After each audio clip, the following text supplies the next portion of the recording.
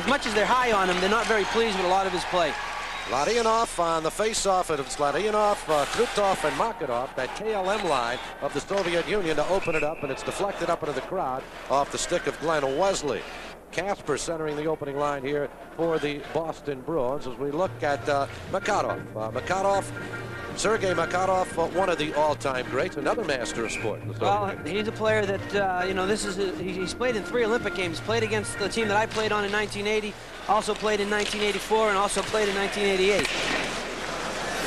And back for it is Fetisov. Bad pass out in front. Puck lies there as Cam Neely had an opportunity at it before he was bodies off. Fetisov feeding ahead to Krutov. Krutov fires on net, kicked aside by Lemon, put out in front again. Kasper goes for it, and Lemelin pins it up against the net. Well, almost a real good scoring opportunity early for the Boston Bruins, as something that you hardly ever see. Fetisov giving up the puck in front of his own net, and Cam Neely comes in, makes a nice little play. Nothing came about it for the Bruins, but watch this play coming up. You hardly ever see this kind of pass from Fetisov. Right out in front. And almost, Cam Neely came in, noticed he couldn't get the puck, so he decided to take the defenseman instead. And that was Konstantinov, who was being paired with Fetisov instead of with his normal partner, Kasatonov. Bruins have the puck. And it's finally skated out to center by Bob Sweeney. Sweeney trying to feed ahead to Crowder. Konstantinov dropping it off for Larionov. Larionov giving now to Fetisov. Fetisov, number 2. Konstantinov. Fetisov took a good hard hit that time from Bob Joyce as Don Sweeney chases it down and gives to Hauger. To Sweeney. No score in the opening minute of play. Kasatonov. This pass to Konstantinov. Joyce doing some good forechecking, something that's very difficult to do against the Soviet team. Well, I think the advantage they're going to have in this is the size of this building and not give the Soviets that much room to be able to come out. The key to beating the Soviets is to stay on their defensemen. Don't give their defensemen that much time to set up and look for their players. Gusadov cut it ahead to Kamensky. Here's Gusadov coming in and firing wide. Kamensky. Kasatonov is able to keep it in the zone where it's flagged down by the Bruins' Gary Galley. And here is Kamensky going for it, and finally Galley clears it the length of the ice. Again, something we just saw the Soviets do, dumping the puck in the zone. You never see them do that. They hardly ever do it. But again, this building is going to control some of the play that they would normally like to be able to do. Yeah, there is a big controversy. Oh, the small rink, will it hurt the Soviets? I think if you took the Soviet team and brought them here and had them play a full season, they most probably would adapt even better because of their great skating and puck handling skills. I think so. I think you'd see them change their style a little because, as you said, their skating abilities, they probably would forecheck differently and maybe dump the puck in a little more because of their speed and quickness, be able to get to the puck. But it is more of a disadvantage, this building, more so than, say, the Islanders building, because it is a lot smaller here. Kasper wins the faceoff from Bakoff, and another hard check that time by Cam Neely as he took Gusadov down. This is Kasatonov. Bad pass again, Neely intercepting. Some very uncharacteristic errant passing by the Soviets as Carter dumps it in. Neely chases down. Gusadov takes him down. Kasper and Bakoff go for it. And finally, Kasatonov is able to control the puck for the Soviets. Ahead to Bakoff. Kasatonov, the shot by Kamensky just goes wide. He got a bit of room on that far side. And just one time did on net. Stelnov, Igor Stelnov, number 21, shooting it back. Wesley will chase down. Instead, Lemelin feeds it out ahead to Carter. This is Malikov. Zelopukhin, number 10. His pass hopping over the stick of Davidov. And Cam Neely back for it with the Bruins. We played 2 minutes 45 seconds, no score. And here is Johnston with a shot and a good kick save. Right out in front it comes, and fanning on it right out in front. That time was Burrett. Zelopukhin in the zone. Zelopukhin drops it off. Davidov now. Davidov, he has room. They'll fire the backhand, score! Davidov with a beautiful individual effort going behind the net, coming out in front, controlling it on a stick, and firing that backhander over the left shoulder of goaltender Reggie Lemelin. This is just a pretty play. You watch Davidov, he does the whole thing all by himself. He takes the pass from Chernik. That's right, Chernik to Zelopukhin, who now gets it off. Now watch Davidov, he comes behind, he's got great quickness. Comes to the front, nobody picks him up. He makes a beautiful move. Now watch what his goal is. Up top, roofed it. Nothing Reggie Lemlin could do about that, boy. That was just a pretty shot by Davidov. And the Soviet Red Army team has taken a 1-0 lead here with 3 minutes and 15 seconds gone by. Stolikov will keep the puck in for the Soviets. Gusarov with the shot, sails high, and winds up in the crowd. With 16:35 remaining in the first period, Bruins are trailing the Red Army 1-0. We'll get back. Soviet Union leading it by a score of 1-0. Nemchinov, Sergei Nemchinov, who's a member of the Soviet Wings. They've imported, so to speak, a couple of players from other teams to take part in this. Yes, it is. They have to bring other players. Crowder and Joyce going for the puck, along with Nemchinov for the Soviet Union. This is Joyce putting it out in front.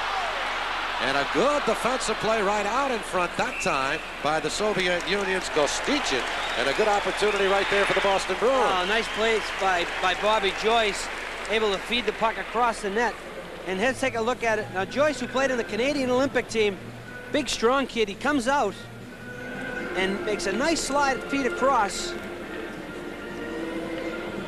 And Donnie Sweeney almost gets a piece of it. Kind of took himself off the angle with the pass. He had it originally and should have shot it maybe a little sooner. You look at Bobby Joyce, I mentioned, who played in the Canadian Olympic team. Good cornerman, plays real well in this building. Soviets control. Krutov, Konstantinov now giving to Fetisov. Fetisov feeding ahead to Larionov. Larionov's shot is blocked right at the zone and played by Kasper. Soviets lead 1-0. 15:55 remaining in this first period. Kasper moves forward for the Bruins. Good individual effort with shots sailing wide off the stick of John Carter. And here's Krutov 2-on-1 as Makarov on his right. Makarov back to Krutov, sails it wide. Makarov again. He'll drop it back to Krutov, who gives it to Konstantinov, who shot save Lemon on the rebound. The puck is controlled by Greg Hauger. Hauger brings it forward for the Bruins, ahead to Neely. Neely with a shot, just sails wide. Good opportunity there for the Boston Bruins. Yes, Kim Neely had Milnikov leaning the other way and almost caught the far corner. Here's Makarov dropping for Krutov. Krutov tries to center, and it's taken away by Kasper. Kasper ahead now as Gray goes for the puck, along with Burridge. Here's Burridge, Randy Burridge, trying to feed it out in front. Johnstone goes for it. Instead, it's played by Larionov. Larionov dropping it back to Homatov. And another bad pass. Here's Burridge coming in. Drops the puck in front. Johnston couldn't come up with it. Homatov, number 15, goes for it. Instead, it's played by Konechny. Another bad pass. Burridge save. And holding on is Milnikov. Oh, I have never seen a Soviet team come out and make as... In tennis, you call them unforced errors. I mean, one right after the other. Soviet zone with the Red Army leading by a score of 1-0. Crowder tries to put the puck in front for the Bruins, and that one just sailed wide. And Milnikov really never saw that one. Davidov dropping it to Zelopyukin. Zelopyukin for the Soviets. Davidov, no penalty call, and might easily have been one as Davidov kind of tackled Galley. Zelopyukin in front, the shot sails wide. Good opportunity right there, standing right on the doorstep.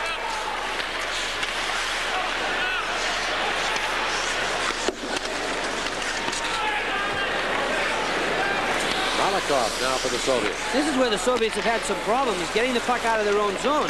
And the Bruins, I think, are the cause of it because they're sending two men right on the puck right away, and they're not giving the Soviets room to maneuver and room to set up and make those passes that they so much like to make. And here you see a lot of this circling action right now as they try and move forward. And that pass coming across the red line from the Soviet zone. An offside call with 13:34 remaining in this first period. Davidov with the game's only goal, and the Soviets leading 1-0. See, one thing, Spencer, you have to understand about the Soviets is they're a great counter-attacking type of a hockey team. Once they get control of the puck, they want you to chase them. They want you to come after them. And once you come after them, they try to spring somebody the other way. What's happening here is the Bruins are coming after them, but they're getting on them quick enough so the Soviets don't have that time to look for that man. They don't have the room all the time to find the open player. Melnikov holding on to that shot by Jay Miller. It's kind of like they bait you. It's the old retailing trick, a bait and switch, right? They bait. You come, and all of a sudden, boom, they get see, that's one thing the Islanders did very well the other night against them was they forced them quick enough so they didn't have time. But when we watched the Dynamo Riga play against Edmonton, I'll finish that after this. Here's Wesley's shot, blocked right in front by Neely, his teammate. Wesley goes after it again and dumps it into the corner. Casper being pinned into the boards by Nemchinov, number 22. Bruins trying to bring it out in front, Jay Miller. Instead, it's played by Homatov. Koschekin able to get it ahead, but it's intercepted by Casper, who tries to fire it back. Koschekin has it back. Has Komatov on the left, and Koschekin taken out of the play. Good defensive play right there, but right out in front of Gant. Kasatonov saved by Lemelin. Koschekin taken into the boards by Casper. And Alain Cote has it for the Bruins. Feeds it ahead on the right wing to Jay Miller, who dumps it back to center. 12:35 left first period. Soviet Red Army 1, Boston Bruins nothing. Shots on goal, Soviets 4-3. Great kick save on Gay. Another giveaway, and Johnston set Gay up perfectly right in front. Burridge back behind the net.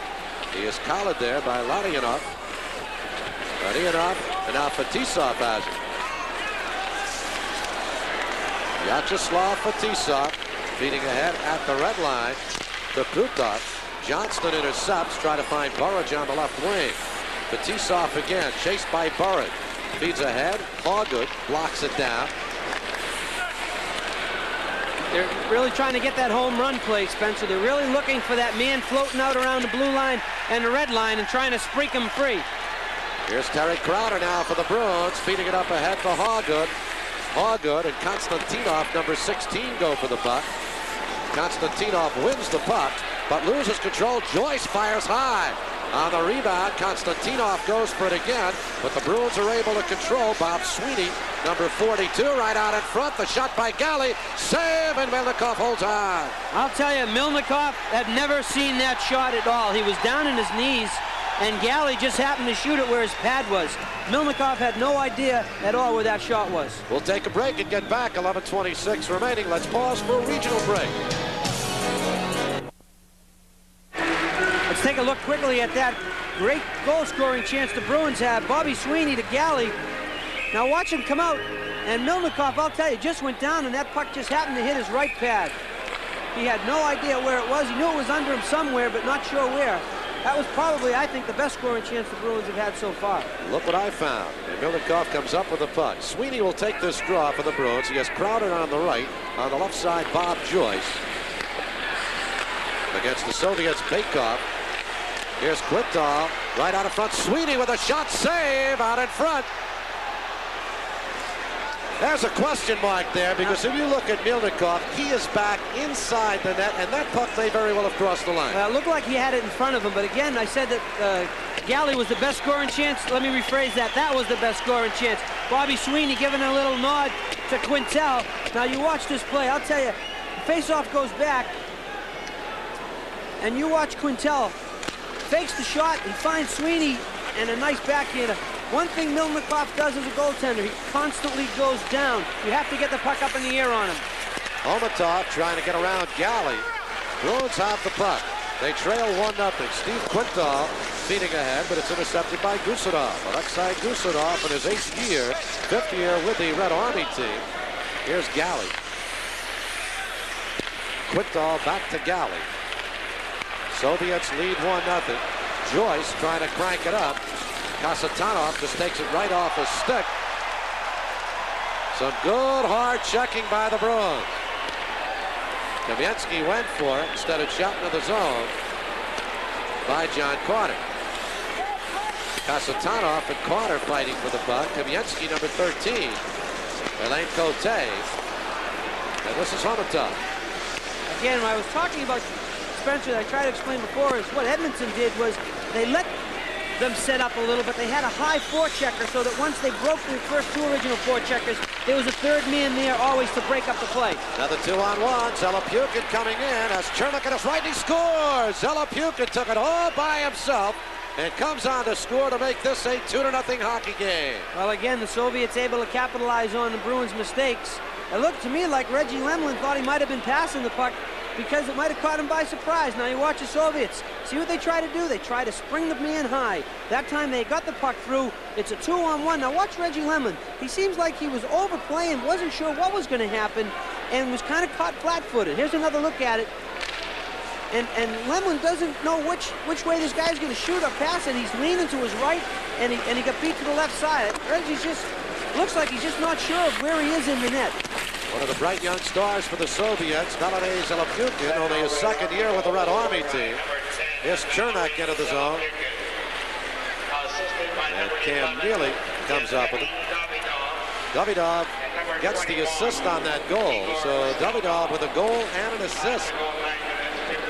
Davidov, another one of the Soviet youngsters. He's only 21 years of age. Cam Neely goes for it. Chernak bats it away, and Malakov shoots it out to center. Soviets looking for a change. Koskichin comes into the zone. Here's Cam Neely back for the Bruins. Boston moving forward. Jay Miller gives to Neely. Shot. Milnikov with another save. Bruins have outshot the Soviets 7-5. Soviets, however, lead by a score of 2-0. 9:06 remaining in the half. Here's Nemchinov into the zone. Lemlin out of the net. Feeds ahead to Cam Neely. Tries to find Gay on the right wing, but is broken up by Gusarov. And goal coming at the 9:57 mark. Zalapyukin from Davidov and Stelnov. Kamensky chasing it, but it's dropped back by Don Sweeney, who gives to Greg Hargood. Soviets out in front, 2-0. Interesting, we talked about the small ice, Michael, and the Soviets have never lost here. They've beaten the Bruins 3 straight times. Well, so much for theory, huh? You're right, but I'll tell you, one thing we have been able to see is the Soviets are making mistakes they normally do not make, and I think that is partly because of the Bruins forechecking, and the other part because they don't have the room that they would like to be able to move the puck. Here's Konstantinov firing it in, again paired with Fetisov on defense. Krutov going for the Soviets. Down goes Galley. Krutov has it. Back to the point it comes, but too far from Konstantinov. Here's where they'll try to spring somebody. They'll bring it back. Nothing sets up. Watch Krutov. They're starting to circle. This is what they do so well. Again, a nice job there by Crowder. Crowder's pass intended for Joyce. Sweeney with the backhand, and Milnikov for the save. The rebound by Joyce, and another save for Milnikov. And the puck is controlled by Igor Larionov. Larionov skating out to center. Drops for Makarov. Back to Larionov.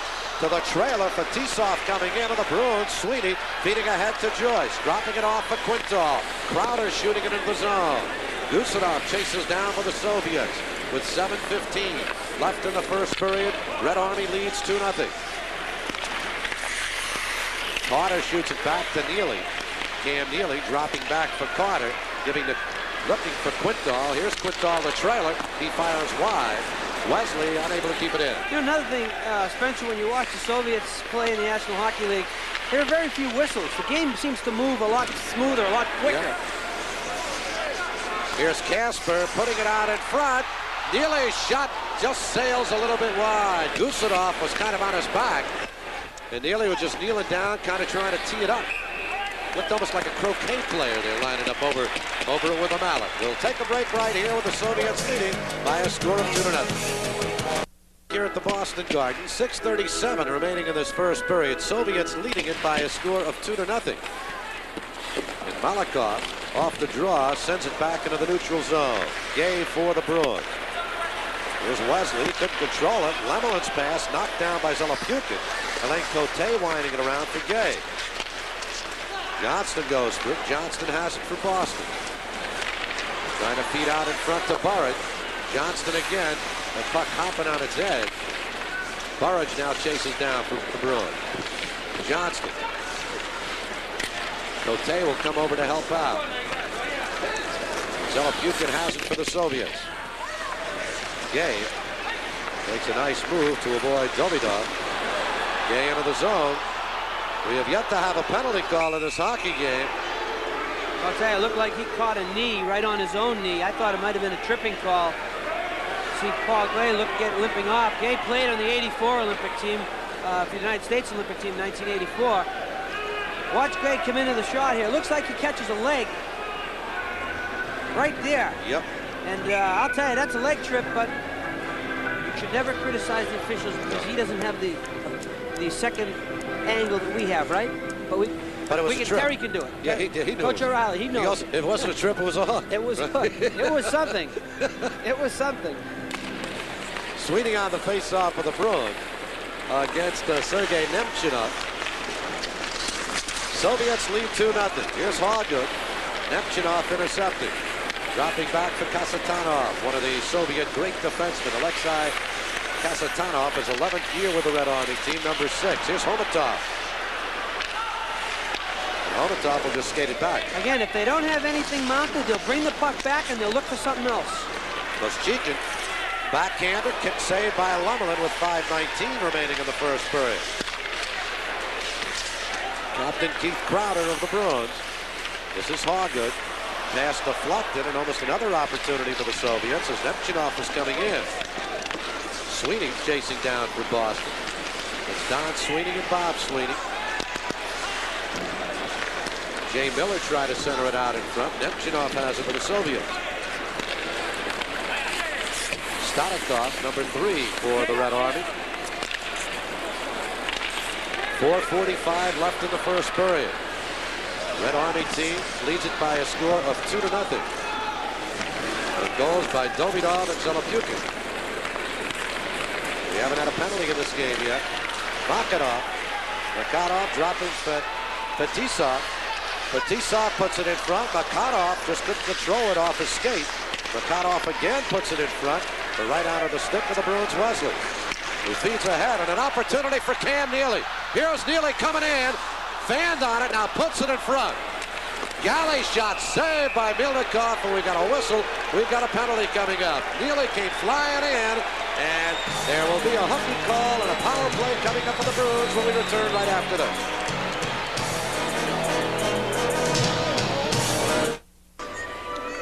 Vladimir Konstantinov goes off for 2 minutes for hooking at 15:50, so the Bruins will have their first power play of this hockey game. And the first power play for either team. Now, one thing the Bruins have to watch out for, as we saw the other night against the Islanders, 2 short-handed goals by the Soviets. They are very, very aggressive when they have a chance to be on a power play. And what I mean by that is once they feel that the other team might not be in control of the puck, they will charge people. They will try to take control of the puck. Again, look for that home run, try to spring somebody.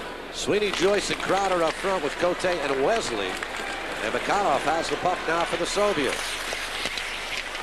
Something we're seeing more and more in the National Hockey League. We're seeing the great offensive players killing off penalties, and this is something the Soviets have done.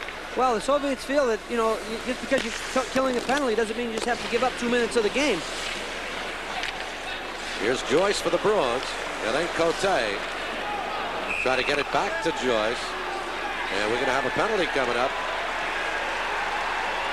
And it's going to be on Krutov. Going to go against the Soviets. It's going to be a slash on Krutov.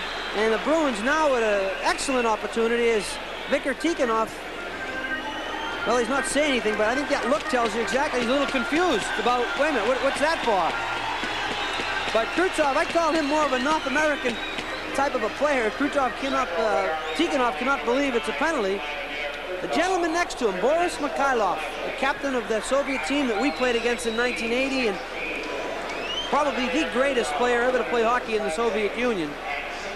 But we're talking as we look now at Mikhailov, taking little notes, putting him in his book. You know who my favorite was? Valery Karmelov, the late Karmelov. He was his lineman. Yeah, right. Herb used to call him Stan Laurel, Stan Laurel. Crowd wanting another penalty here, delay a game as Milnikov came off out there, along with Igor Stelnov and Fetisov.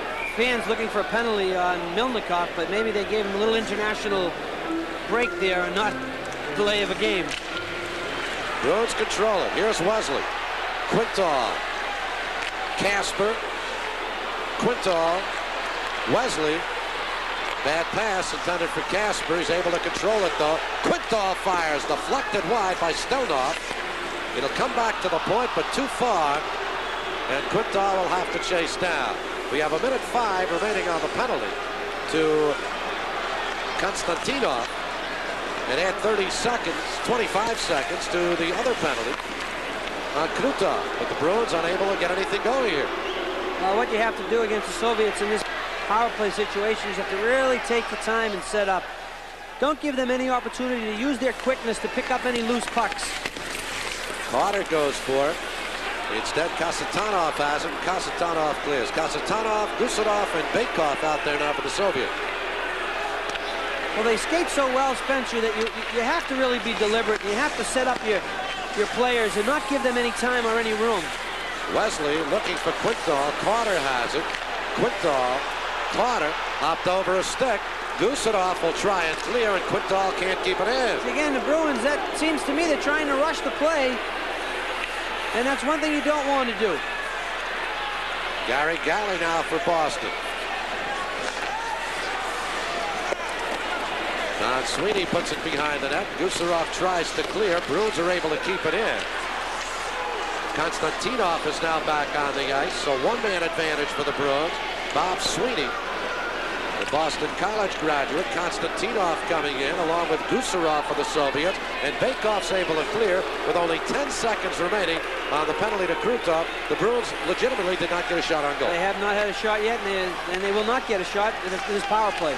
Krutov is back in his feet. He's out of the penalty box. The teams are now at equal strength with 1:40 remaining in the penalty. We'll take a break with the Red Army leading by a score of 2-0. Well, a power play opportunity coming up here for the Red Army. Paul Gay goes off for slashing at 18-19 for the first power play opportunity for the Red Army. Well, they called it Spencer, they called it a high sticking, but it was a slashing. Maybe he's a little frustrated from that penalty that was let go when he almost got the knee injury, and he went up and kind of hit Fetisov with a stick. Here's Fetisov getting it to Kasatonov. See the circling action now. Krutov, Makarov, Alain Cote able to knock the puck down. So the Bruins able to clear. Greg Johnston getting it down to Milnikov. Bruins out shooting the Soviet Red Army by a margin of 11-6, but the Soviets have been able to capitalize on those opportunities. Fetisov, Larionov giving to Krutov. Vladimir Krutov trying to skate it in. It's deflected away by Alain Cote and cleared by Wesley. With 40 seconds remaining in the first period, Soviets lead 2-0. Harry Sinden, general manager of the Bruins, kind of a pioneer in those great Soviet National Hockey League series, going to be Michael's guest in between the first and second period. Here's Kasatonov with a shot. Makarov was right out in front trying to deflect it home. Fetisov. Krutov, 15 seconds. Kasatonov goes for it, and the Bruins may have an opportunity. Neely coming forward. As Hall got on his left, couldn't find him at the blue line. Fetisov after it. And Vladimir Krutov feeds it out ahead, and that is it. As the horn sounds here at the Boston Garden, a good first period for the Bruins, an excellent first period for goaltender Sergei Milnikov, and Reggie Lemelin allowed a couple of them to get by him. Goals for the Soviet Union by Davidov and Zelopyukin, and the Soviets lead it by a score of 2-0 after one. Right now, let's pause for a regional break. Pukin did it all by himself. Well, here they are trying for that home run play. It's the play that they like to use. He throws the puck out hoping something can happen, and it's deflected. Now all of a sudden the Bruins can't control it. It becomes a 2-on-1. Now Valery Zelopyukin right here, number 10. It's a 2-on-1. He looks like he's going to pass. He doesn't pass. He makes a nice move. Now Reggie Lemelin, it looked like he wasn't sure whether he was going to make a move to his left. Looked like Lemelin was leaning to his right, and Zelopyukin picked the far corner. Again, only 6 shots for the Soviets, but they were able to capitalize on 2 of them.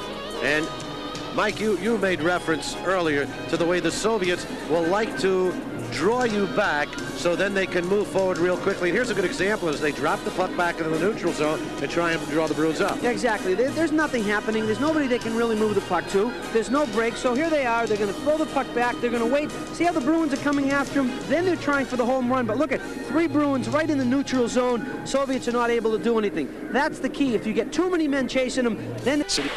Soviets, Tikhonov and Fetisov are kind of at odds. Of course, Fetisov might become a member of the New Jersey Devils, and he still wonders why he is not a member of the New Jersey Devils. And they've been kind of battling verbally. Mikhailov puts it out in front. Well, I think the main reason why they've separated him a little is because they feel that maybe Fetisov can bring Konstantinov along a little. Bob Sweeney feeding ahead to Keith Crowder. Crowder puts it in front. Konstantinov able to control the puck nicely. The Sweeney chases it. Crowder's able to keep it in for the Bruins. His shot is deflected wide by Larionov. Fetisov and Galley battling for the puck. Sweeney and Konstantinov, number 16 now. And finally Krutov. Igor Krutov for the Soviets clears it. It goes the length of the ice, and they're going to call an icing on this one. Though it appeared to me that Hauger did have an opportunity to stop that puck. Well, again, something you really see the Soviets do. Not only do they very really not dump the puck in, but ice the puck. Maybe he's just tired and wanted to get a line change. As we look at Greg Hoggood, we talked about him at the beginning of the show.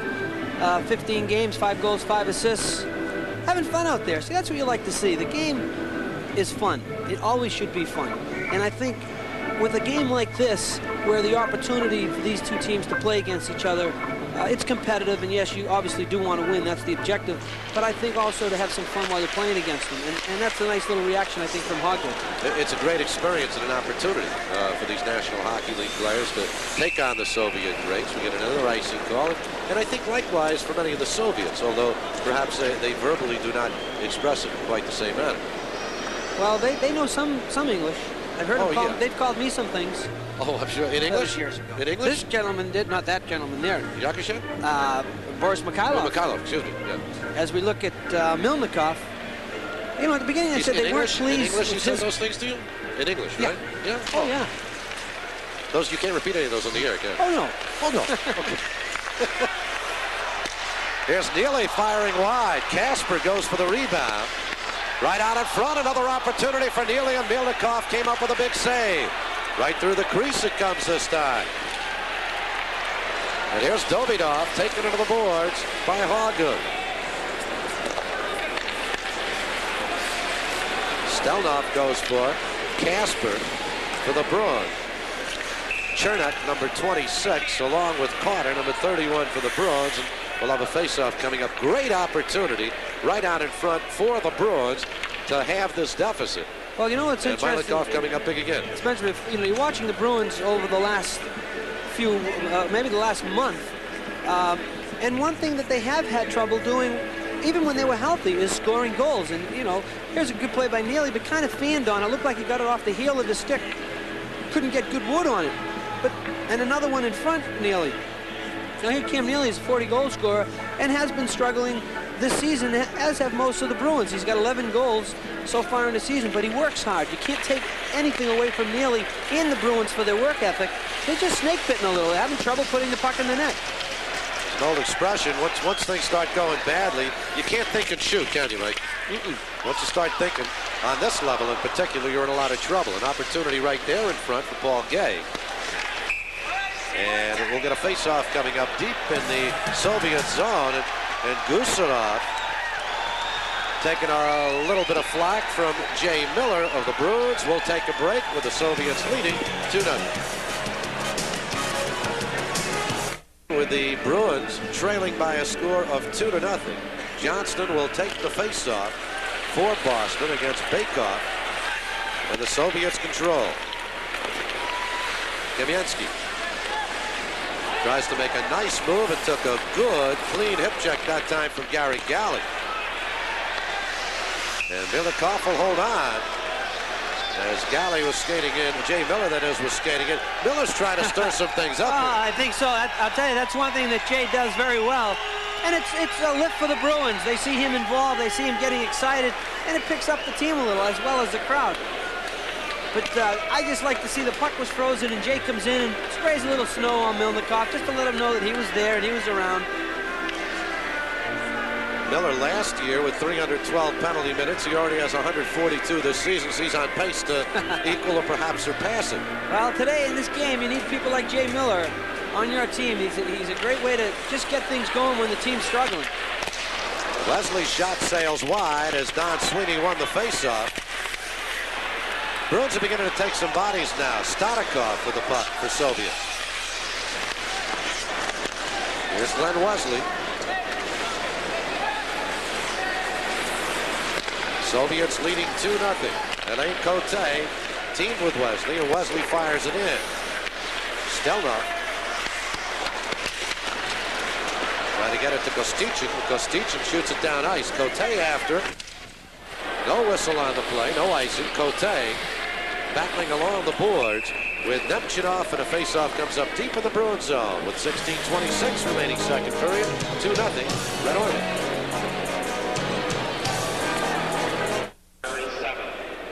One of the great rising stars of the Soviet Union. Actually, he's risen far enough. Remember the great KLM line? Up until last year, his line had been the leading scorer in the Soviet Union since 1981. And the line that replaced them is the second line in the Soviet Army team.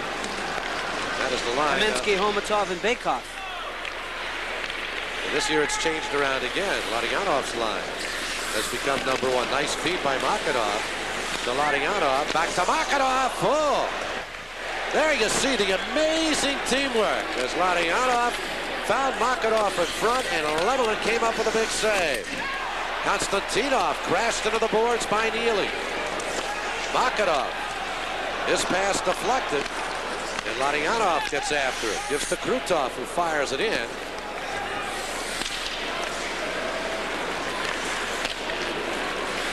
Don Sweeney now for the Bruins. Took Greg Hawgood. Hawgood tried to put it out in front, and Fetisov was there, and he loses to Casper. Well, that's a couple of times we've seen Fetisov just give the puck away in front. Great backhander, and what a save by Milnikov as Gary Galley fired a wicked backhander, and Milnikov just plucked it out of the air in a very nonchalant manner. Well, again, it's something the Bruins have to do with Milnikov, is they have to get the puck up in the air on him. Galley made a nice play, turned around, took a nice backhand, but if you can see Milnikov, he's down on his knees. That's one thing they don't really like about Milnikov. He tends to go down too soon. First, let's look at the save that Reggie Lemelin made. Look at the Soviets. They just finds people. Right there to Makarov. Krutov just spun around, and he found Makarov. Nice save by Lemelin. And at the other end, Milnikov had to make a nice save. But again, he's down on his knees. You have to get the puck up in the air on him. Instead, it remains a 2-0 game. Dobidov chasing it down. Bruins control the puck, and now Dobidov has it back. Dobidov, who came up with the game's first goal. Yeah, he could skate. Lost his footing a bit, but you saw great puck handling skills there by the youngster. And he's a big boy. I mean, big boy meaning 6'1", 183 pounds, only 21 years old. And he looks like he's small out there because he skates so well. Carried it beautifully and then just lost his footing. 14:40 remaining in this second period. And Milnikov, he came up big just moments after Lemelin did. Again, watch what happens. Watch Milnikov. Well, he's out of the picture now. Here's Galley. Turns around, takes a backhand. Watch where he is. He's down right away. You have to get the puck up in the air on him. And, you know, I talk about they're not pleased with him as a goaltender. They're still trying to find that replacement for Tretiak. And I don't know if they ever will, but the Artur Erbe, who's the goaltender for the Riga team, is their goalie of the future right now. And they're kind of biding time with Milnikov, although he played extremely well in Calgary. You know, 5 wins, 1 loss. You know, they won the gold medal. But still, I think they're looking for more of a stand-up type goaltender. Trying to find a replacement for Tretiak is something that... Like trying to find a replacement for Bobby Orr. Bobby Orr or Wayne Gretzky or Babe Ruth. You know, they don't come along very often. Me? Well, it's Mike Eruzione. Right. There you go. You'll never be replaced, Mike. Thank you. Except by this commercial break we're going to take right now. We'll pause for a regional break. NHL Soviet Super Series exclusively on Sports Channel. going to go against the Boston Bruins for high sticking against Alain Cote. Comes at 6:01, so second power play of the hockey game for the Soviets. It's go Terry O'Reilly peering on. Back at the point, they'll have Kasatonov and Gusarov has the puck. Kasatanov's number 6. This is Homatov, number 15, taking a hard check into the boards from Don Sweeney. Gusarov. Homatov. Try to put it in front. He did, and a rifle shot is in by Baikov. Baikov just garnered it in and fired it home to make it 3-0. You know, I was just going to say, Spencer, that against the Soviets killing a penalty, you have to be a little more aggressive. You can't just sit in the box because they get to open areas too well. They always seem to find the open man, and they always go to the open position. See how they're rotating? Puck comes back. Watch Thurtev in front of the net. Homatov in front, takes the pass, nobody on him, and he banks it right off the boards, off the post and in. Again, that's great camera angles and camera action because you can see where they move and how they get into the open area. I believe it's Baikov, rather, who picks the pass up in front and just caroms it in off the post. So it is now a 3-0 game. That goal coming at 6:19. On the power play for Baikov. Here's Starikov firing wide. And Neely comes up with it for the Bruins and clears it out to center. Sergei Nemchinov back now for the Soviets. Koschekin.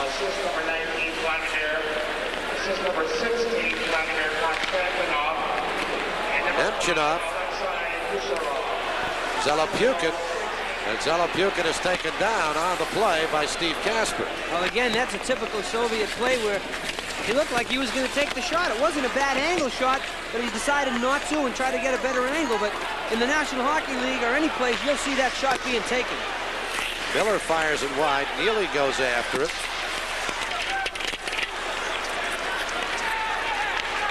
Bruins trailing 3-0 as Fetisov comes into the zone. Good cross-ice pass and a one-time shot by Makarov. And a save is made. Konstantinov, he fires, hits up high, backhanded by Krutov, right out in front. Larionov goes for Fetisov. His shot deflected wide as Krutov got a stick on it. And Gary Galley has it now for the Bruins. Trying to feed out ahead to Kasper, who shoots it back into the neutral zone. Here's Galley again. Galley around Konstantinov. He is taken down, and we'll get a penalty coming up in Konstantinov, and a power play coming up for the Bruins when we return with 12:06 remaining, second period. Red Army leads 3-0. For hooking, it'll be the third power play for the Bruins. Here's to take a look at it as he hauls Cam Neely down. He got a stick right in there. Neely grabbed a hold of it. Oh, it's not Neely, sorry. Thought that was Cam Neely. So here the Bruins on the power play. The last power play they had actually was a two-man advantage for 1:35. They didn't even get a shot on goal. Here's Wesley. That shot is deflected by Fetisov. Sweeney brings it back to Wesley. His backhand blind pass is intercepted, and Fetisov comes up with it. Fetisov, Larionov, Kasatonov out there for the Soviets. This is Kasatonov along with Makarov. They'll kill off the penalty. Bruins have Don Sweeney out there, Greg Galley, Glenn Wesley, and Bob Joyce, along with Captain Keith Crowder. Sweeney shoots it in. 1:13 left on the penalty to Konstantinov. Still the Bruins without a shot. Well, the Soviets that time stood 4 men right across the blue line. Deflected right in front by Sweeney. Nearly got it by Mielnikov, who went down again. This is Galley. Greg Galley puts it out in front. Comes to Joyce. Joyce's shot deflected right in front. Galley again. To Wesley. Try to sneak it through, but it's intercepted, knocked down, and cleared by Vladimir Malikov. I was talking, Spencer, watch what the Soviets, once the Bruins come out of the zone, they'll put 4 guys right across the blue line and force the Bruins to dump it in. They're not going to let them carry it in. See there? 4 guys right across the blue line. John Carter does a nice job of breaking through and trying to get control of it. Unfortunately, they can't maintain it. And hanging right at the line that time was Davidov as he took that clearing out pass. There's Davidov again.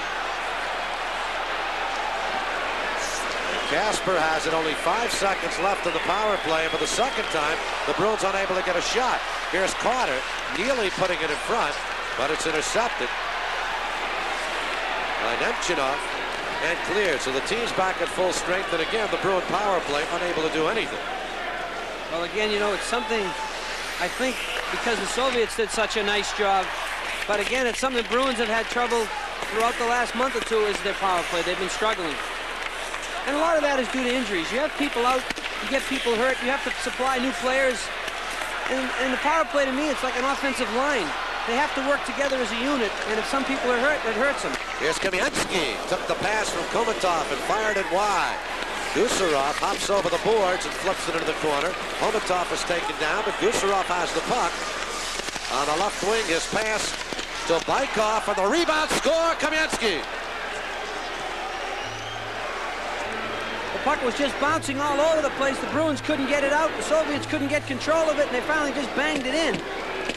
Hey, Bruins failing to clear the puck out of the zone, and Soviets keep it in, and passes are made. Watch this puck, it just bounces all over the place. Nobody seems to be able to clear it. Bounces over, and there's Kamensky just standing on the side of the net. Thank you very much, I'll just tap it in. So at 10:42, Valery Kamensky makes this a 4-0 hockey game. Boy, that's the real talented line of the Soviets. You talk about the KLM line, but Kamensky, Homatov, and Baikov, boy, they're awfully good themselves, and they just seem to be in the right place at the right time. They know where each other is, and they just bounce the puck back and forth to each other. Homatov and Gusarov get the assists on the goal at 10:42. So it is 4-0. Here's Nemchinov. Soviets continue to attack. Zelopyukin, who had the Red Army's second goal of the game. Wesley takes him out of the play, and he came out with the puck anyway. Zelopyukin puts it in front. It's deflected aside by Randy Burritt. Here's Zelopyukin again.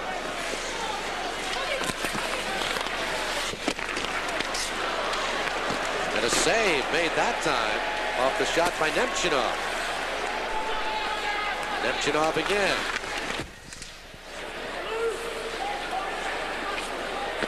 Soviets leading 4-0. Nemchinov puts it right out in front.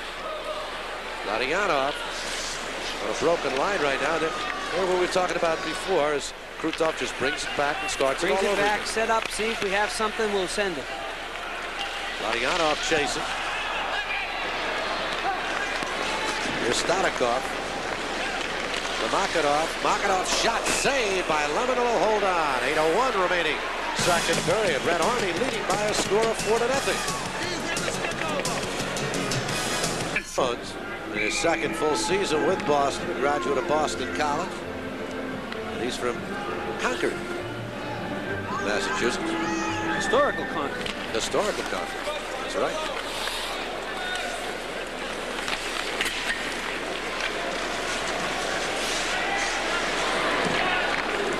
Whole bunch of history in this part of these United States. Here's Crowder.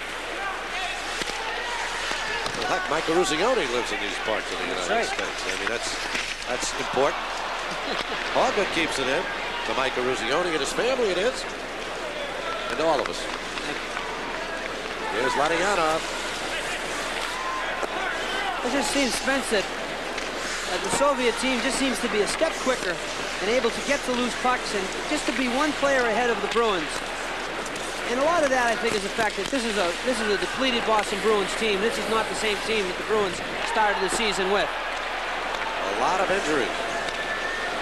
Ray Bork, of course, the most notable, but just in this game, Gord Kluzak out. Arthroscopic surgery at the beginning of the season. Billy O'Dwyer's out.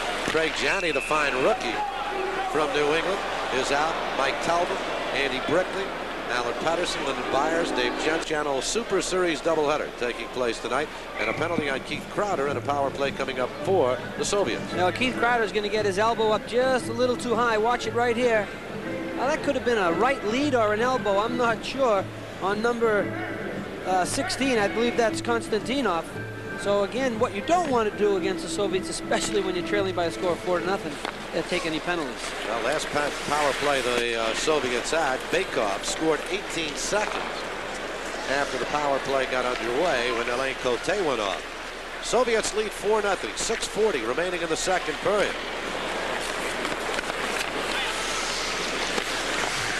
Komatov tried to put it down in front. Bakov goes for it. Wesley tries to clear, but it hit off Burridge. Here's Komatov. Komatov giving the bite. Bakov. Komatov, he's got a lot of room. He fires. Lemon with a save off the left arm. Kamensky goes for it, along with Bakov. You don't want to give them too much time to set up, because now their players are very adept at getting to the open area, finding the open area, and finding the man who is open in the open area. Is Gusarov, and he loses opportunity for the Bruins. Burridge on a 2-on-1 as Kasper on the right, fires, scores!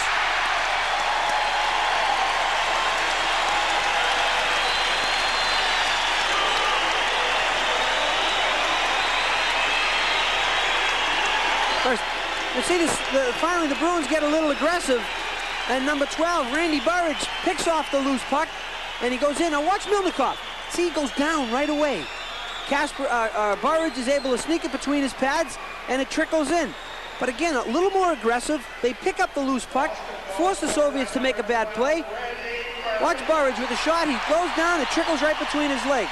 Good play by Burridge in terms of the fact that he finally became aggressive, forced the Soviet to do something with the puck on the point, stole it, went in, waited long enough, waited for Milnikov to go down. Milnikov started to go down, and he put a nice little shot between them. Short-handed goal for the Bruins makes it 4-1. Mike, it was kind of interesting, though, because Kasper was covered, and Kasatonov did not try and cut Burridge off the way he might have been able to. Well, I think what he decided was, I'm going to take Kasper, and we'll let Milnikov will take the shooter. And, you know, not a bad play, because now it takes away one option, that Kasper is now out of the play, and it's one-on-one, goalie and the shooter, and not from a real difficult angle. And it makes it a 4-1 hockey game. Soviets are still in the power play for 25 more seconds, but the Bruins looking for some life now that they've come up with a shorthanded goal at 14:01, unassisted by Burridge. 11 seconds left on the penalty. Marketov giving it Ladyanov. Ladyanov shooting it in. This is Krutov taken it to the boards by Hogug. Right out of the penalty box comes Crowder and tries to feed Kasper at the blue line. Fetisov gets back for it and drops the puck off to Ladyanov. There's Ladyanov again. Try to pass it to a trailer. Kasper intercepted. Carter goes for it. Carter, this is 3-on-1.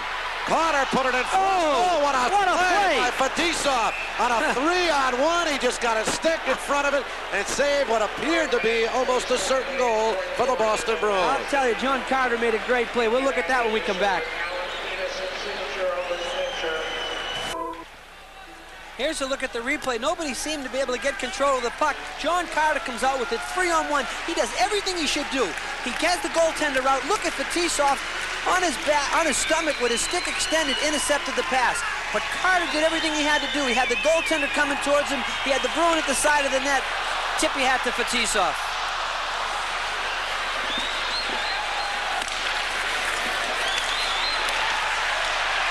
Bruins starting to take bodies. They are trailing 4-1 and trying to wake things up here. Starikov trying to get it to Dobidov. Dobidov colliding with Greg Johnston. And this is Sergei Nemchinov. Dobidov, who scored the first goal of this hockey game. Koschekin goes for it, avoided a check from Carter. Cam Neely and Malikov colliding on the boards. Well, we haven't seen too much of Koschekin tonight. He's a youngster. He's only 20 years old, drafted by the Winnipeg Jets. Good size player, 6'2", 198 pounds, and he's kind of the odd forward that they throw out there once in a while. I think this is the first shift, or second shift that we've seen him involved in tonight. And everybody's talking about the Soviet team getting old. Check your local listings for the regional game in your area. 4-1 hockey game. Lake Cote looking like a football center, hiking the puck back. Kamensky and Cote go for it. Here's Homatov. Wesley after him. Gusarov could not keep it in the zone with 3:08 remaining. Kasatonov and Gusarov paired on defense. As Homatov skates into the zone. This is the line that last year won what is called the Trud Trophy in the Soviet Union for most goals scored.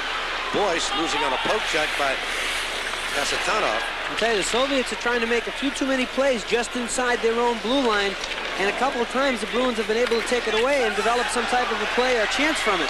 Crowder put it in front to Sweeney, and it was knocked down by Kasatonov. Good feed right into the slot.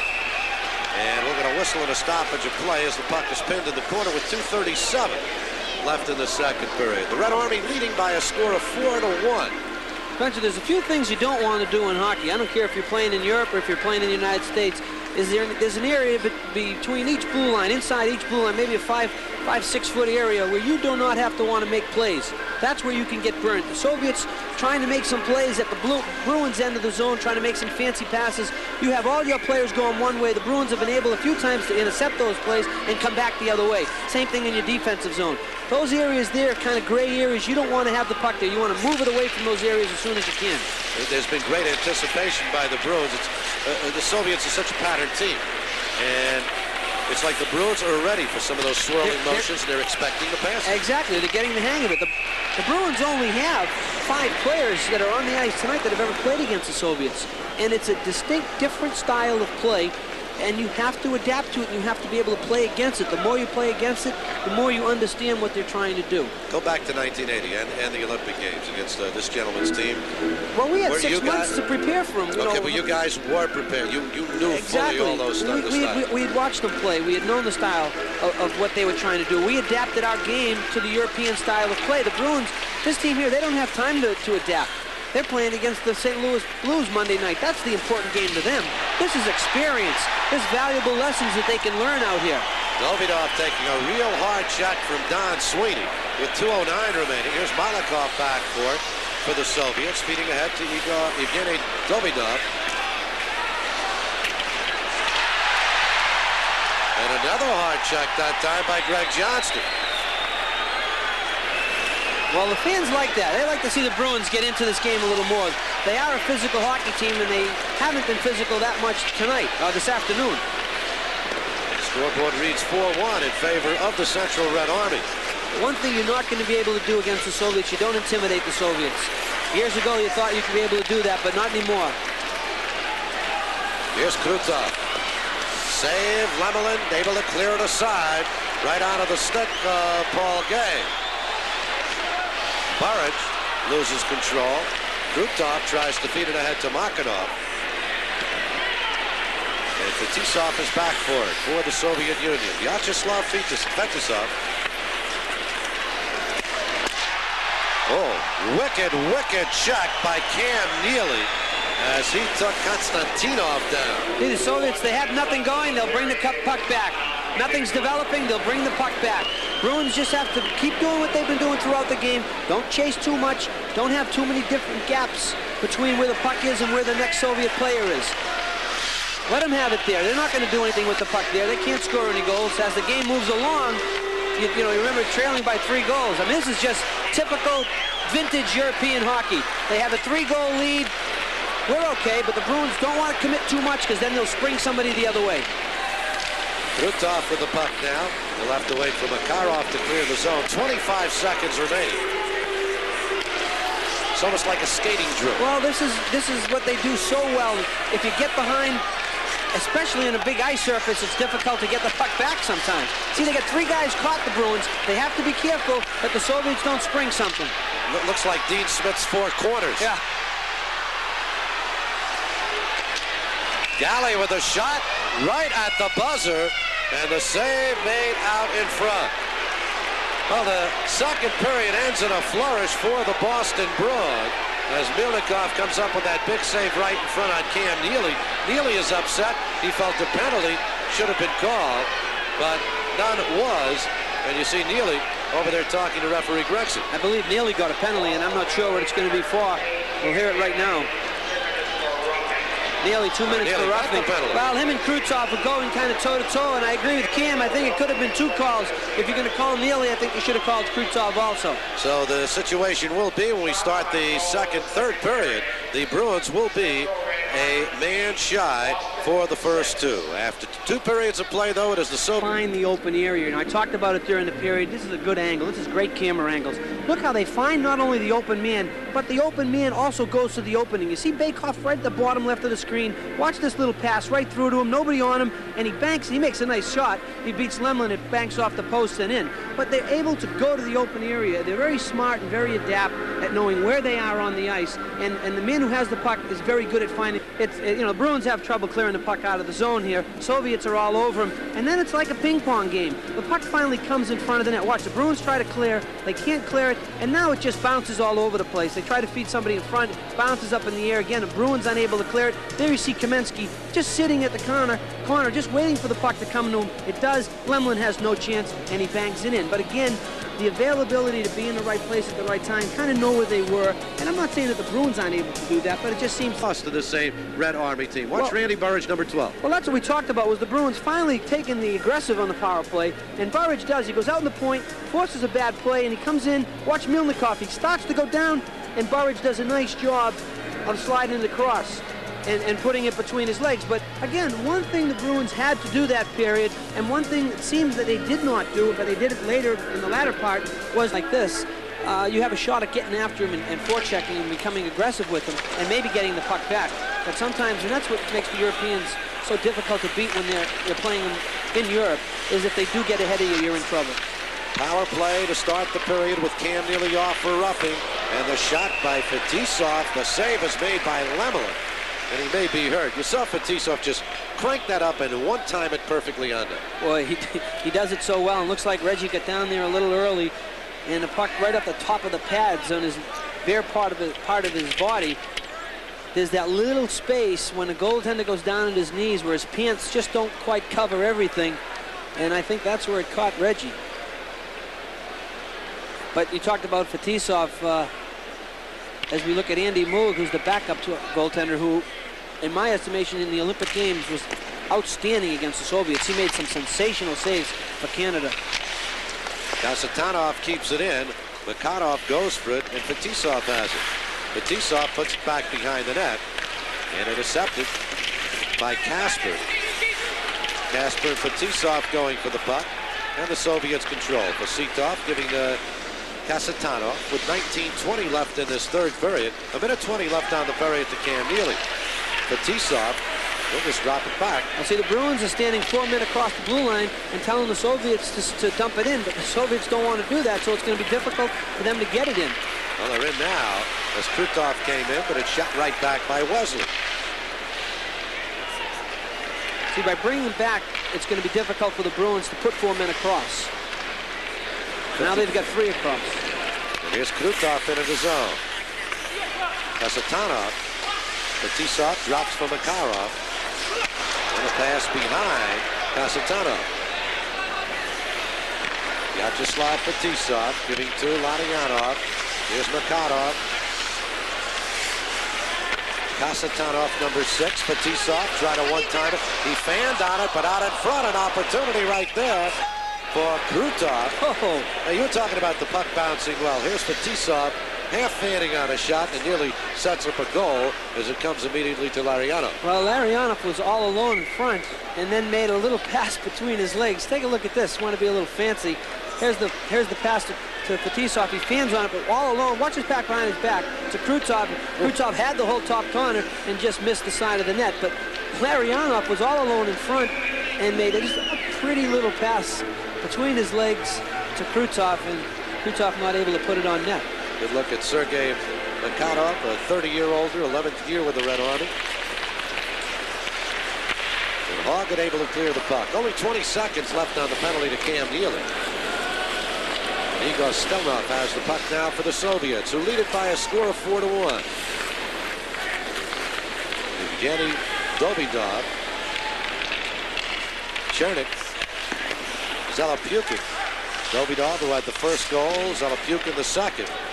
This is interesting. Malikov just dropped back out of the zone. Well, it's 4-1. They're up 3 goals. They're playing with the clock right now.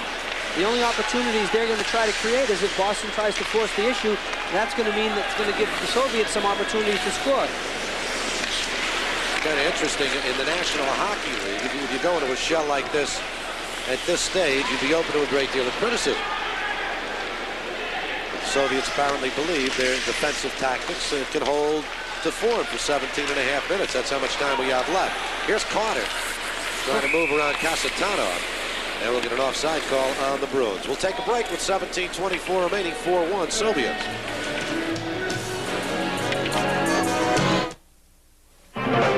Because this is part of their offense also. This is the way that they play. They're a great, as we talked about earlier, counter-attacking type of a team. And you may think they're just sitting in the lead, but they are in a way, but they're still waiting for you to give them that scoring opportunity, and they'll take it. Here's Neely in the zone. John Carter goes to, so in effect, Mike, what you're saying is they have a certain method to their game which differs from the National Hockey League manner. The only way you can slow a game down in the National Hockey League is by going into the complete defensive shell. Their defensive shell also has offensive overtones to it. Exactly. That's what they wanted. That's part of their offense. Take a look at Steve Kasper. You know, his numbers might be deceiving as far as goals and assists. But when it comes to killing penalties, shadowing Wayne Gretzky, and just being the defensive player that he is, kind of epitomizes in many ways the type of players that plays for the Boston Bruins. Just a real workaholic on the ice. 9 power play goals last year. Was second in voting last year for the Selke Trophy, which goes to the top defensive forward in the National Hockey. He's your Doug Jarvis type of player. Oh, yeah. Delapukin, saved by Lemelin. Here's Wesley. 16:35 remaining. Bruins are trailing 4-2. And Bob Sweeney now for Boston. Dropping for Wesley. 4-1. It's New Year's, the holiday season. They gave the Bruins a goal. Here's an opportunity. Koschekin comes in and scores. Well, there you go, Michael. What you were talking about. They may be in that semi-defensive shell, but looking for the breakdown, and they got it. And Koschekin wasted no time. Another one of the youth core. 20-year-old Pavel Koschekin makes it 5-1. There's the Bruins trying to cross-ice pass, intercepted by the Soviets. There's Koschekin. Breaks in all alone, and again, finds the hole. Look at the hole between Reggie Lemelin's legs. Really looks like Reggie's struggling a little in the net. He commits real soon. Koschekin waits, sees the opening, puts it between his legs. So it is now a 5-1 hockey game. With the Central Red Army out in front. Pavel Koschekin. Oh. Here's another opportunity, and Larionov, Krutov that is, save made by Lemelin. Well, again, able to spring that man free. Krutov just shot it right at Lemelin. Looks like he was trying to put it between his legs. Lemelin did a nice job of standing up. And it was a stick save. And here's Mikhailov, Fetisov. Larionov giving it to Krutov, poked off a stick by Alain Cote. And Fetisov will drop the puck back now to Igor Larionov. Rink wide to Krutov. Knocked back once again by Alain Cote. Whoops. Fetisov going at it. I'll tell you, Fetisov took a real cheap shot, and I believe it's Johnson. Greg Johnson, he hit him with an elbow, and Jay Miller, it's exactly. I'll tell you, you got to tip your hat to Jay Miller.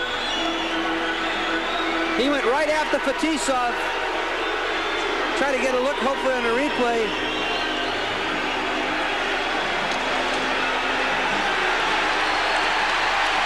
And Jay Miller wants more of Vyacheslav Fetisov.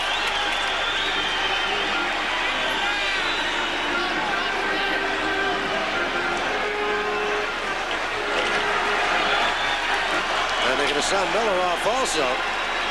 So we'll take a break while the penalties are sorted out with 15:25 remaining third period. 5-1 Red Army. Fetisov. And I'll tell you, he deserved 5 minutes for that one. And you know, it looked like he was going to hit him with the hip, and then bang, he just threw that elbow up. He's talking to the interpreter. And Miller gets 2.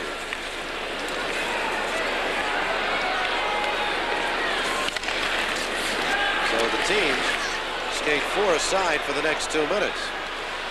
Makarov dropping it back for Krutov. This will be interesting right now. The skating styles the Soviets have only 4-on-4, so there's a little more room for them to maneuver.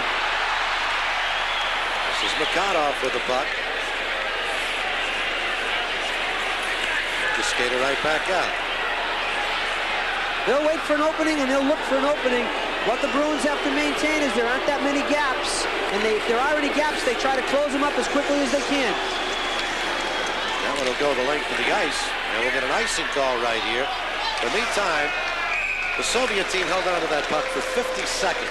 51 seconds have expired on the penalty. More important for the Soviets with a 4-goal lead that's 61 seconds at the Bruins, or 51 seconds. The Bruins don't have an opportunity to get back in the game. Well, that's the way they play. As we look at Greg Johnson, it doesn't look like he has any injury. At first I thought maybe he had his nose busted, or maybe his teeth were a little loose.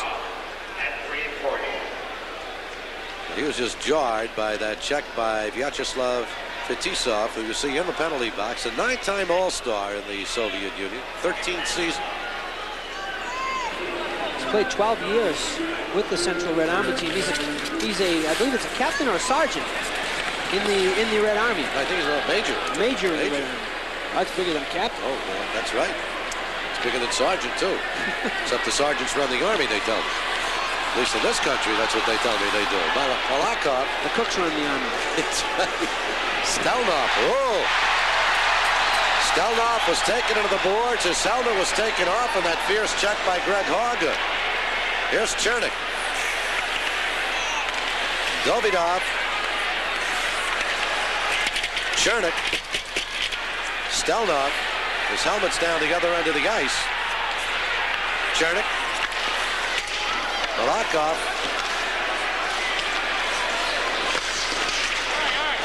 And Wesley has it for the Bruins. 20 seconds from now, Bruins will have a man advantage for 3 minutes, with Fetisov still in the penalty box. And this is Stelnov chasing it down. Krutov skates onto the ice now. Kasatonov ahead to Krutov. Has Baikoff on the right. Here's Baikoff. Power play now for the Bruins. Steve Quintal out there. He has not seen much action tonight. Taken right off his stick, and the Soviets will try and kill a little time right here. Well, this is where you have to watch out for the Soviets. The Bruins are going to be very aggressive to try to get back in this game. They're trailing by 4 goals. They have 2.5 minutes left in this power play. And this is where the Soviets will try to pick your pocket and maybe steal the goal. Soviets leading 5-1. And for the Bruins, Randy Burridge tries to put it in front for Crowder. Backhand attempt, and what a save off the backhander by Gary Galley once again by Milnikov. Gary Galley, falling down as he shot that, really couldn't get as much on it as I'm sure as he wanted to. But again, Milnikov down, and Galley almost being able to sneak it between his legs like the Burridge goal. Here's a look at it. Now watch Galley. See, it's a little behind him. He's falling. He still does a great job of getting a piece of it. Almost trickle. Look at Milnikov's not sure where it is, so he puts his glove behind there to see if it, make sure it doesn't trickle in. Interesting, you keep pointing out that the Bruins are shooting low. Milnikov goes down, and yet I don't really, off the top of my head, remember a Bruins shot rising off the ice in this hockey game. Well, that one was a tough case of Galley not being able to get a hold of it. I mean, the shot he got off, considering the circumstances, was excellent. Exactly. And he got some pretty good velocity on it. Yes. Here's Greg Hauger chasing down. 2 minutes, 5 seconds remaining on the penalty to Fetisov. And the Bruins will skate it out. Dave Kasper will fire it in. Cam Neely puts it in front.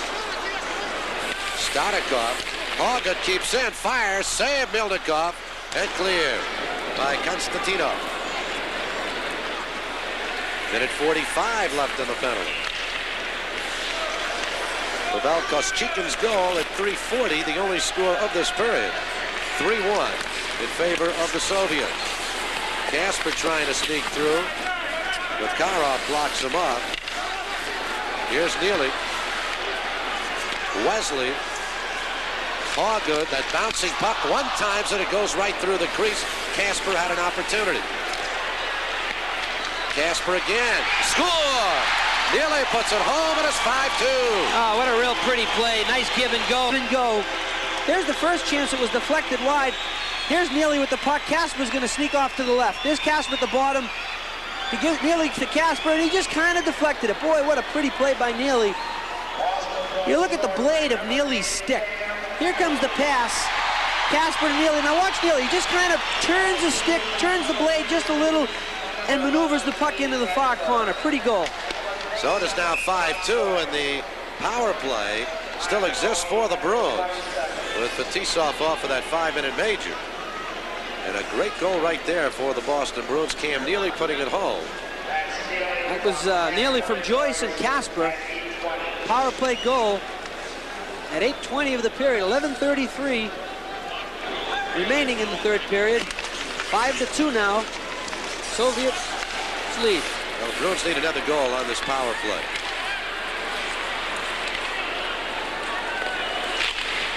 Whitdahl keeps it in the zone now. Carter chasing it down.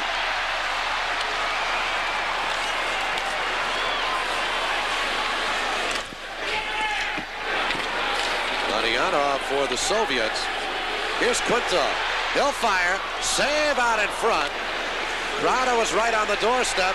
Quintal goes cross ice. Save! Milnikov off the shot by Bob Sweeney, and a beauty. He got a lot on the shot, but I think he got it up a little too high. And if Milnikov didn't catch it, I think it would have gone over the net. This is a nice play by Quintal. The first shot there is deflected off to the corner. Now it comes back again. He fakes the shot. Now this Sweeney, one time it was a little high. He had a lot on it, but I think he would rather have gotten it down just a little. Here's a look at Quintal. He slides it over. And I think that, well, it might have been deflected, might have knuckled down a little. Good decision by Milnikov, obviously, to make the catch. But I think Bobby Sweeney would like to have that shot just down a little more. So remains 5-2, 33 seconds left on the penalty to Fetisov. Wesley's shot is deflected wide. On the rebound, Hallgood goes for it. Here's Stanikov for the Soviets. Tries to clear, and he does. And here is Davidov chasing down. Lemelin beats him with the puck and winds it around to Cam Neely. 15 seconds left on the Fetisov penalty. Neely taken down by Konstantinov. And that one sails up into the crowd. I'll tell you, Davidov, he's like that. He was curious. I said, very similar. Davidov plays like Marty Barrett plays, you know, all out 100% of the time. Well, it would be Marty Barrett's kind of play. He's taller, though. Yeah, but he, you know, can't hit like his heart's as big. Here's Sweeney. Bruins down by 3 goals, and Fetisov is up and out of the penalty box, so the teams are now at full strength. And another hard check that time by Paul Gay. Joyce in the corner. This is Gay. Konstantinov and Don Sweeney go for it. Casper keeps it in the zone. Joyce after it. Fetisov chased by Joyce. Watch out. Stanikov, he was looking for Davidov. Nice play by Cote. And it's finally touched by Baykoff, and the puck stays alive. No icing. Here's Baykoff in front. Fired it wide. On the rebound, Casper goes for the Bruins. Game getting a little chippy right now. Kasatonov, and the save is made, and on the rebound, Davidov is stopped. 9:35-2. Let's pause for a regional break. You're watching the NHL Soviet Super Series exclusively on Sports Channel. With Mike Eruzione, Spencer Ross back here at the Boston Garden. Our best wishes for a happy and healthy new year from all of us at Sports Channel, all of you. The Boston Bruins are trailing the Central Red Army by a score of 5-2. First part of our Sports Channel doubleheader tonight from the LA Forum. It'll be the Kings with Gretzky against Dinamo Riga. Kasatonov put it in front. Here's Johnston for the Bruins, shooting it in. Gusarov colliding with Miller. And we'll get an offsides call, an icing call. And the puck will come down the other end of the ice. Interesting, Miller's out there now. I want to see what might take place if Miller meets up with Fetisov. I'll tell you, Miller had a great reaction after the whistle. I think he thought he was getting called for a penalty. And it's perfect. Miller goes in as hard and aggressive as he can. Watch Jay coming in. He's going to hit Gusarov. He misses him. The whistle blows. No, look at, I didn't do anything. There better not be a penalty on that play because I didn't do anything. I didn't hit him. It wasn't me. I may have been trying to, but I missed him. So don't think you're calling me for a penalty. You can't get penalized for intent. Konstantinov's shot is just deflected wide. You go to jail for intent to murder. Well, yeah, but goal! That is a Boston Bruins goal. I've seen it happen here in high school, college, and pros. And Milnikov is now welcome to the club of all the great goaltenders that have ever played here. This is just this is unlucky. This is part of life, part of hockey. Off the boards, hit his skates, and went in. Sergei, don't worry about it. You're one of many that it's happened to. And it is now a 5-3 hockey game.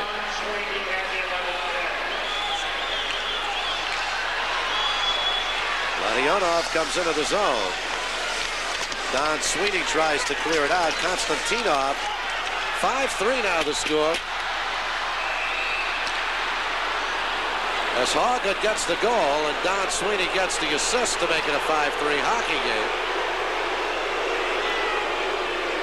And we're going to take a break here. Let's pause. Harry Gregson, you never saw it. I can't believe you called it. You never saw it. They have Keith Crowder for tripping. Not a good time for the Soviets to have a power play because Boston was back in the game, or is back in the game, I should say. It's 5-3, 8 minutes and 14 seconds left to go. And they were starting to take control a little more aggressive. The game became physical again. It's with the Bruins. The Bruins wanted to play this game in the corners and along the boards. That's what they do very, very well. They don't want to play through the neutral zone. They don't want to get into this fancy dance stuff. They want to go at it. And instead, right now, the Soviets will just try and kill a couple of minutes and possibly look for an opportunity. But here's a break for the Bruins. Kasper coming in. Saved by Milnikov. An opportunity for Kasper to narrow the margin to 1. Larionov for the Soviets. And there's Wesley firing it down the ice with 1:05 remaining on the penalty to Crowder. Burridge will keep it in the Soviet zone. Fetisov is able to work it free, giving it to Gusarov. Kamensky. Valery Kamensky fires in. And Lemelin. Pretty dangerous move by Lemelin with 2 red shirts coming after him. Now Reggie handles the puck pretty well for a goaltender.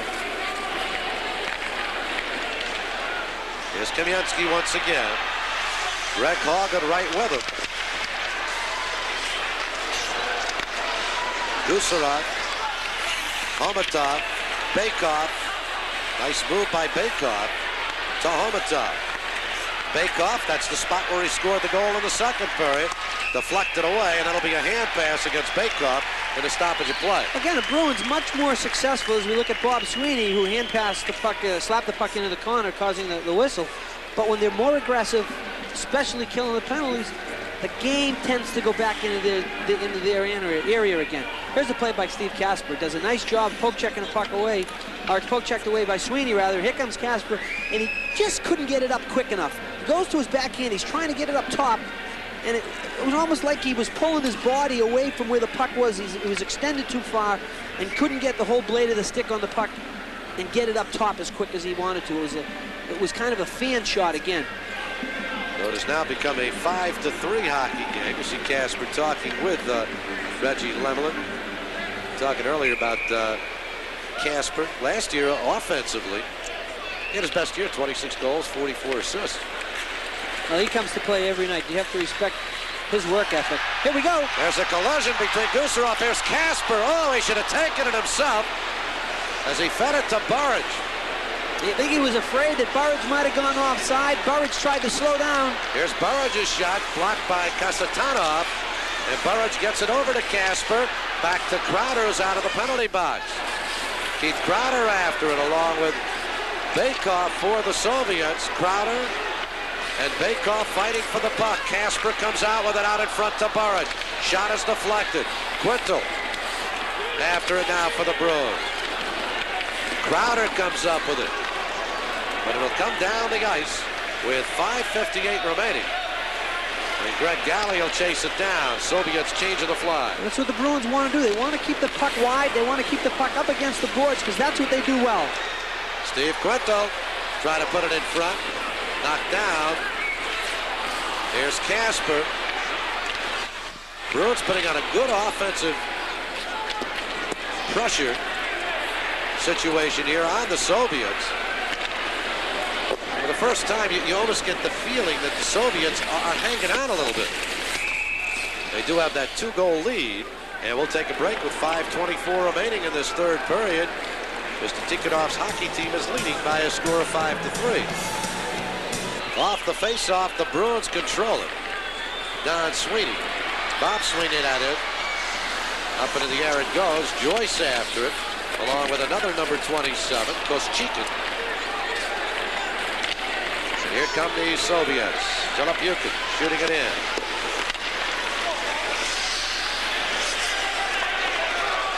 Bruins running out of time. Paul Gay giving to Glenn Wesley.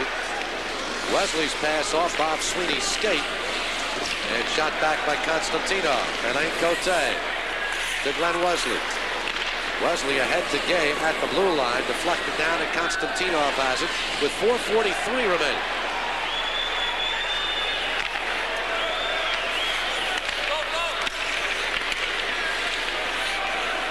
Fetisov, Makarov, and Larionov. Here's Kasper. Alain Cote for the Bruins to Kasper. Try to make the move and very nearly did around Larionov, and the puck was deflected away. Fetisov again with 4:10 remaining. Igor Larionov coming forward to Krutov. Dropped it for Makarov, but he wasn't there. No, Makarov circled out of the zone. I was surprised because you could see exactly what Krutov was trying to do. Kasper goes for the puck. Neely nearly made that one happen as he deflected the puck away in front. Here's Neely again. Malakoff after him. And it's taken by Krutov. Vladimir Krutov for the Soviets. Giving to Igor Larionov, number 8. Knocked away. Bruins may have a break here. Gusarov and Neely went for it. Gusarov's helmet is knocked off by Neely. Larionov with Makarov trailing. And we have Neely and Gusarov going at it head-to-head, and we'll take a break right here with 3:24 remaining. Red Army leads 5-3.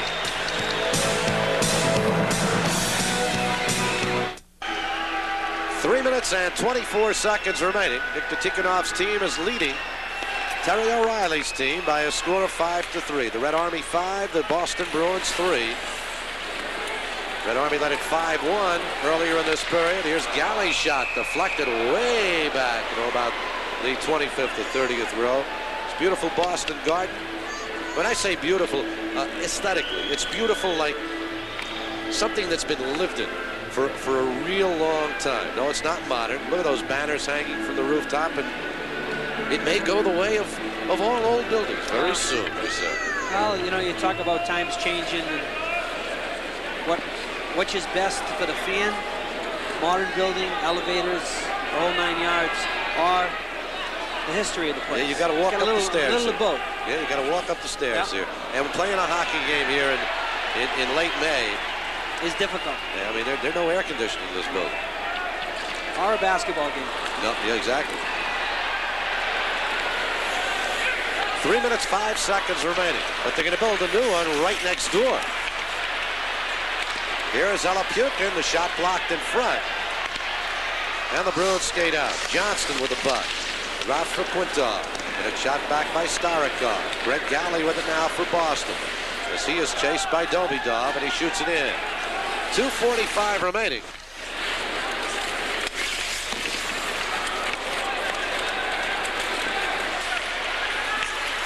What happens, Spencer, is the Bruins trying to gamble and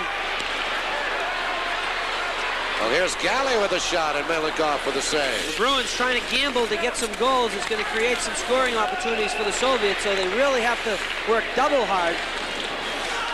Jay Miller shooting it in. Make sure they're playing both ends of the ice now. Kamensky gets it over to Homatov with 2:13 remaining. 5-3 in favor of the Red Army. Burridge takes it away and shoots it in. Satanov after it. Wesley. Alain Cote as the clock ticks down. And the Red Army leading by a couple of goals, 5-3. Here's Crowder. Put it right in front to Wesley and knocked away nicely by Bakov. Gusarov. Alain Cote with 1:34 remaining. Homatov and Cote chase it down. Cote has the puck. And Homatov knocks it away from him.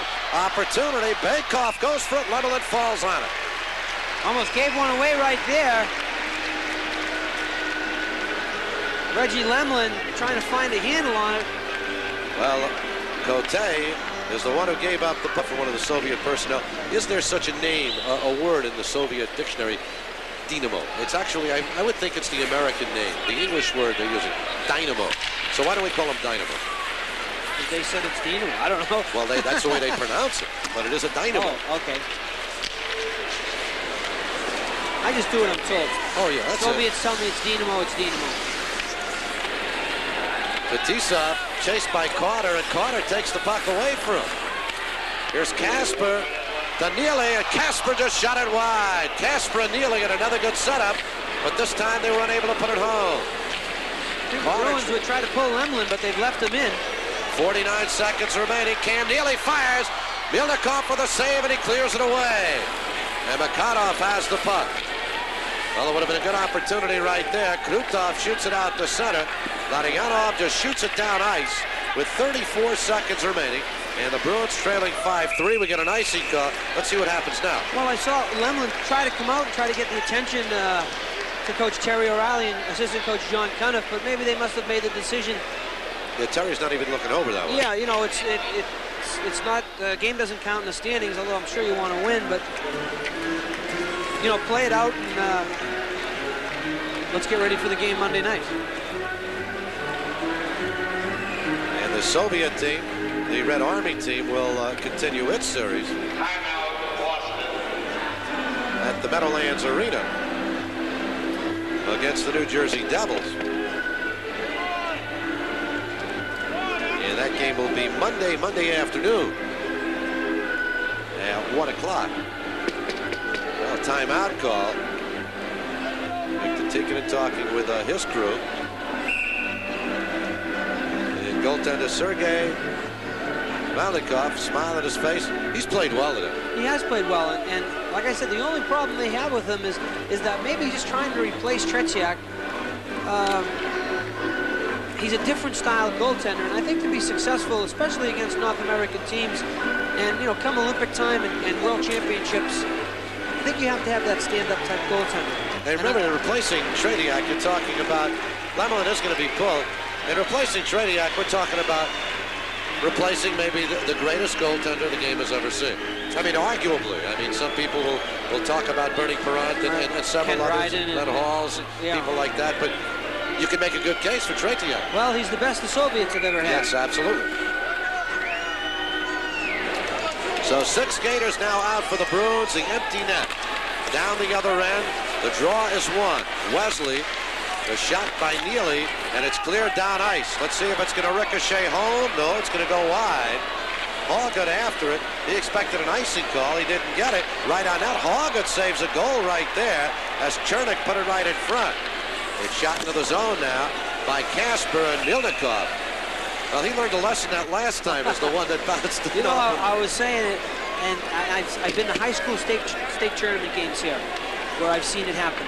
I played college hockey here, played the Beanpots and ECAC championship games. I've seen it happen. And you've seen it happen in Bruins games. I've seen it happen in Bruins games. So You know, it's just like playing basketball on the parquet. You know, the bounces, some of the basketball teams come in here and the ball doesn't bounce true in certain areas, and only the Celtics know those spots. That's right. Just like the Boston Guard. Bruins know those little spots. Although it's happened to Andy Moog as a Bruin goaltender. As beautiful as that parquet floor is that they put down for the basketball game. Home field advantage. There are a lot of dead bounces on that floor. But don't ever replace it, and they won't when they build a new arena. They're going to move that floor over.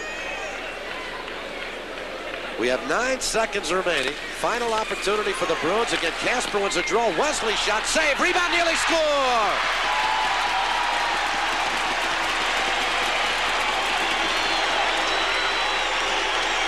Real nice play by Neely instead of passing it in the corner, but face-off is won. What's Neely? Right at the bottom of the screen, goes to the net. Save is made. Milnikov's out of the picture, and he just bangs the rebound in. Take a look at the angle again. Casper does a super job on a face-off. Wesley shoots, rebound. Milnikov is down. His own man actually got in his way. And Cam Neely's there. Boy, you would like to see maybe another 40, 50 seconds, see what happens with this game. Problem is, the Bruins have scored 3 straight goals, but 5 seconds remain. The assists on the goal, Wesley and Casper. And it is now a 5-4 hockey game, but only 5 seconds remain. Lemelin stays on the bench. And the Bruins with the extra skater. I think it's going to try to win this draw back, and Neely's going. And it's shot just wide of the net by Kamensky, and that'll do it.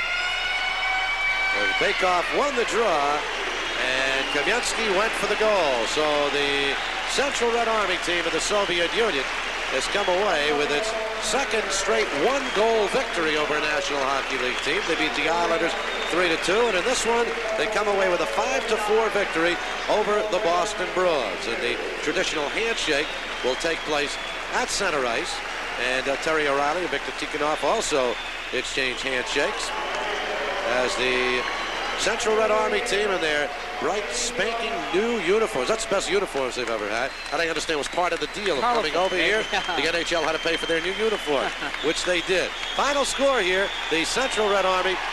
There you see Terry O'Reilly coming back out into the ice to shake hands. Well, this is what the game's about. Harry Sinden talked about it. It's great for the people in Boston, the fans, the people in this country.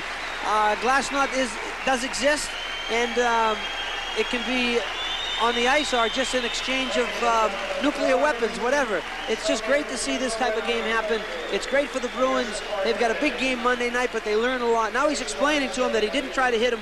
Yeah. He said it was a shoulder. Yeah, well, it was your elbow. That's exactly what he was trying to tell him. Was I didn't mean to hit him with try to hit him with my shoulder. Well, I really think that was the original intent. And then when he